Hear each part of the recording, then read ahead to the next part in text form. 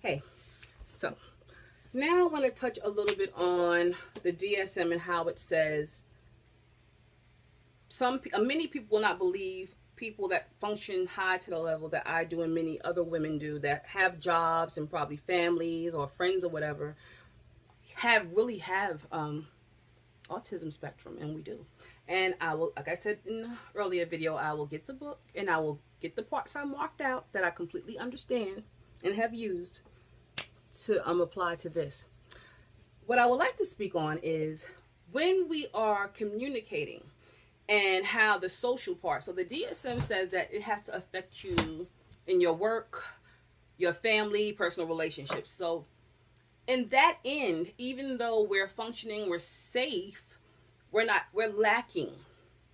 Because I don't care who you are, you need love, affection, attention.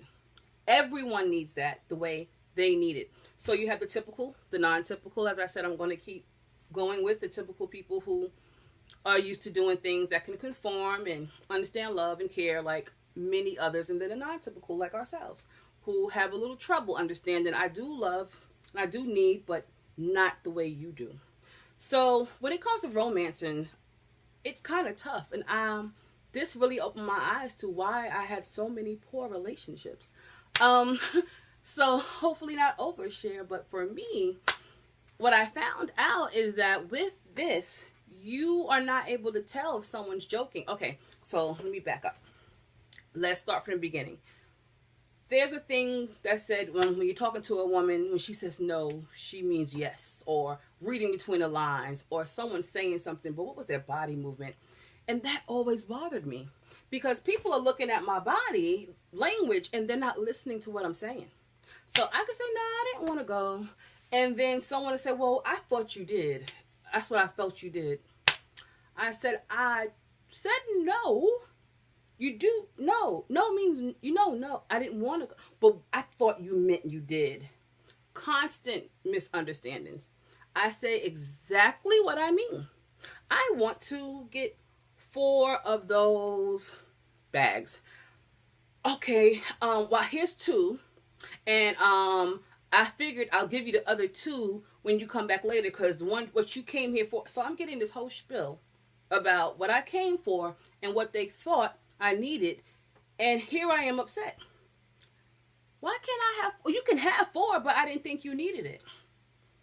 So can I get the 4 bags? So this is a type of communication that's simple. It seems easy, but the other person, we're both speaking English, we're both talking, I think, the same meaning. We're using words with similar, if not the same meaning.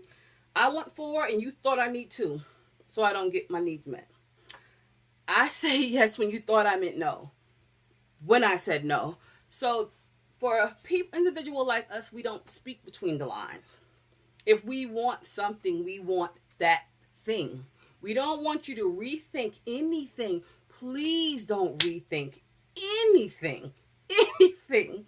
If there's anything we can do, we can tell you what we want. We know exactly what we want because we don't usually want a whole lot. So if you rethink it, you're actually, think about this for a moment. If you rethink what I'm saying, then you're turning it into what you want and what you think. It's no longer about me. And I don't want to sound offensive or I don't want to sound offensive, but many people are about themselves. It's everything that we communicate. A person who thinks the way I do, I find myself constantly dealing with others' emotions all the time in my personal life. I leave my job, therapist hat off, I'm going in here. Where you going? Oh, I'm going to go hang out or I'm going to go to sleep. Oh, well, why don't you do this with us? Well, I don't want to. Or you always say no. Why are we having that conversation? If I said no, I'm grown, I'm going to go home and lay down.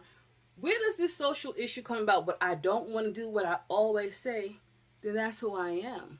So what I found is that people that hang in groups, something that I never really took too close and paid too close attention to, that you become like the group you hang around. Even if you're not a drinker, you might drink. Even if you don't smoke or whatever, you may begin to do it because you're around that. So when you're around a certain person, you become a little different and you'll hear people say, well, I don't hang with them no more. I'm doing better. The funny thing with people like me that do the things we do, no matter who we hang around, I don't care who it is, we're always ourselves. If you ask 20 different people from 20 different periods in my life, they all gonna say the same thing. And this is funny to me now that I think about it, but that's really true for people who are like me. We're pretty consistent. We don't change much. We do what we do, and anyone you talk to will tell you pretty much the same thing. So, getting with groups, belonging, inclusion, we need all of that with people who are sensitive and understand that let's communicate without the moodiness, the feelings, the changing. It's too much. Just let what I say be what I say. Please don't rethink it. I think enough for both of us sometimes, and it would be great just to get what I asked for. So that's a little peek into that.